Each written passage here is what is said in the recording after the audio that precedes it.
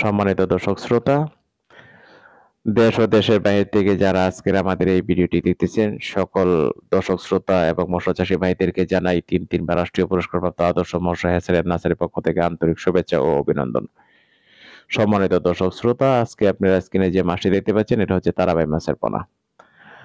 আপনারা যারা পুকুরে তারাবাই মাছের পোনা চাষ করতে চাচ্ছেন, তারা আমাদের স্ক্রিনে দেওয়া নাম্বারে যোগাযোগ করে আপনারা আমাদের প্রতিষ্ঠান থেকে তারাবাই মাছের পোনা সংগ্রহ করতে পারেন। এখানে যে সাইজটি দেখতে পাচ্ছেন, এটা হচ্ছে আপনার 1.5 ইঞ্চি সাইজের পোনা, 1 ইঞ্চি থেকে 1.5 ইঞ্চি সাইজের পোনা। আপনারা চাইলে আমাদের প্রতিষ্ঠান থেকে সরাসরি এসে মাছের পোনা সংগ্রহ করতে পারেন। প্রয়োজনীয় হোম ডেলিভারি দেওয়ার সুব্যবস্থা রয়েছে। আমরা সারা বাংলাদেশেই হোম ডেলিভারির ব্যবস্থা রয়েছে। আপনারা বাংলাদেশের যেকোনো প্রান্ত থেকে আপনি আমাদের স্ক্রিনে দেওয়া নাম্বারে যোগাযোগ করলে আমরা আপনাদের দাঁড়গোড়ায় মাছের পোনা পৌঁছে দিব।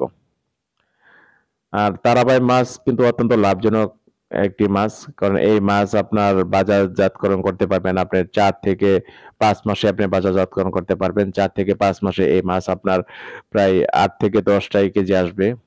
আর আপনার 1 কেজি তারাবাই মাছের পোনা যখন আপনি বাজারে বিক্রি করবেন, তাহলে আপনি 800 টাকা থেকে 1000 টাকা কেজি দরে আপনি বাজারে বিক্রি করতে পারবেন। তাই আপনাদেরকে বলবো যে তারাবাই মাছ আপনারা চাষ করেন।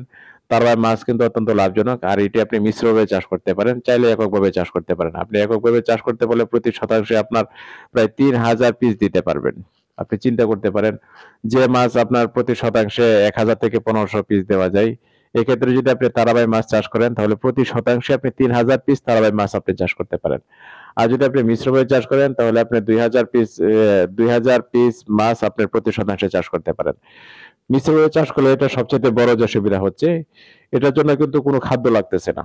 আপনি যেকোনো মাছের সাথে আপনি এটা চাষ করতে পারেন। পাবদা, গুলশা, শিং, মাগুর, মনোসেক্স, তেলাপিয়া, পাঙ্গাস, কার্প জাতীয় মাছ, সকল মাছের সাথে আপনি এটি মিশ্রভাবে চাষ করতে পারবেন। আপনি এটি মিশ্রভাবে চাষ করতে গেলে আপনার এই মাছের জন্য কিন্তু এক্সট্রা একটা টাকা প্রয়োজন পড়তেছে না। শুধু মাছটা কিনে আপনার গাড়ি ভাড়া দিয়ে যখন আপনার প্রজেক্টে ফালাবেন, এই পর্যন্তই হচ্ছে খরচ। এটার জন্য আপনার ৳1 ওষুধও ক্রয় করতে হবে না, কোনো খাদ্যও লাগবে না, যদি আপনি মিশ্রভাবে চাষ করেন। আর যদি আপনি এককভাবে চাষ করেন, ওই ক্ষেত্রে আপনার খাদ্য তো লাগবে। কিন্তু খাদ্যের পরিমাণ অত্যন্তই কম লাগবে। কারণ আপনার যদি দেখা গেছে কি, যদি আপনি ওই অন্যান্য মাছ করতে গেলে যে পরিমাণ খাদ্য লাগে, এর 2 ভাগের 1 ভাগ খাদ্য লাগবে আপনি তারাবাই মাছ চাষ করতে গেলে। তাই আপনাদেরকে বলবো যে আপনারা যারা এই কার্প জাতীয় মাছ বা ক্যাটফিশ মাছ চাষ করতেছেন, তার পাশাপাশি আপনারা এই তারাবাই মাছ চাষ করতে পারেন। কারণ আপনি তারাবাই মাছ কিন্তু একদম নিচু স্তরের একটি মাছ। আর অনেকে এই ব্যাপারে অনেকে বলে যে ভাই তারাবাই মাছ আপনার পুকুর থেকে নাকি উঠানো যায় না। তো ওই ক্ষেত্রে আমরা আপনাদেরকে একটা সাজেশন দিব।